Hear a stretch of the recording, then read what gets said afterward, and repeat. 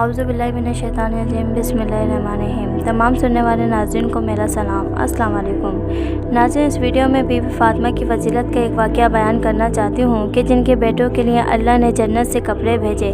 जैसा कि आप लोग जानते हैं कि बीबी फ़ातिमा रसूल खुदा सल्लल्लाहु अलैहि वसल्लम की लख्त जिगर बेटी हैं। जनाब फ़ातिमा की फ़जीलत को कौन बयान कर सकता है। ये अल्लाह की कनीज़ ख़ास, इनका हर अमल तक़वे के सांचे में ढला हुआ है। खालिक़ कायनात इनकी हर ख्वाहिश को पूरा करता है।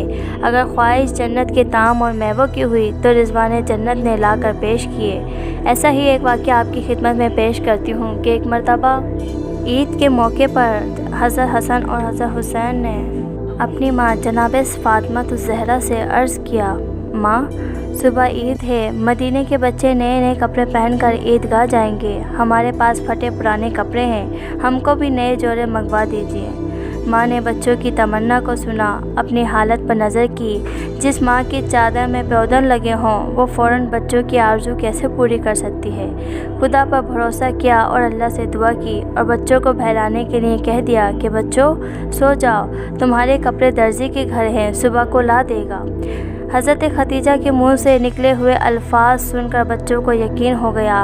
उधर खालिक़ कायनात ने इन लफ्ज़ को शर्फ़ कबूलियत बख्शा और एक वाक़ये की शक्ल में बना दिया। सुबह हुई, किसी ने दरवाज़ा सैयदा पर दस्तक दी। दाकुलबाब की आवाज़ सुनकर जनाब सैयदा ने दरियाफ़्त किया, कौन है। आवाज़ आई, अना खयातुल हसनैन, मैं हसनैन का दर्जी हूँ, बच्चों के कपड़े लाया हूँ। सुभान अल्लाह। इस आवाज़ का सुनना था कि दोनों साहिबजादे दौड़े हुए बाहर गए, अपनी पोशाक ले आए।